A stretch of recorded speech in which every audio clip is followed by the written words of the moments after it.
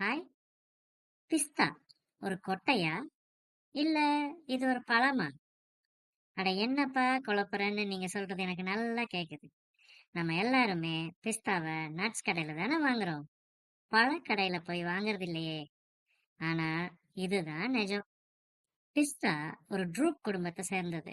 இதே குடும்பத்துல தான் செர்ரி, பீச் மற்றும் ஆலிவ் போன்ற பழங்கள் இருக்கு. பிஸ்தாவின் வெளிப்புற பழம் பிரிக்கப்பட்டு உள்ளே இருக்கும் விதை மட்டுமே நமக்கு கிடைக்குது. அதனாலதான் இது ஒரு பழத்தின் விதை. அட விடுங்க, பழமாவது கொட்டையாவது சாப்பிட நல்லா இருக்கும், அவ்வளவுதான். நீங்க சொல்றது உண்மைதாங்க. இது மற்ற கொட்டைகளைப் போலவே ஊட்டச்சத்து நிறைந்தது.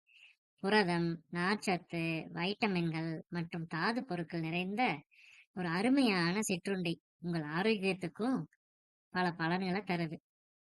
அடடா, சுவையான தகவல் அப்படின்னு நீங்க நினைச்சீங்கன்னா இந்த வீடியோவை ஷேர் பண்ணுங்க. நாளைக்கு பார்க்கலாம். பாய்.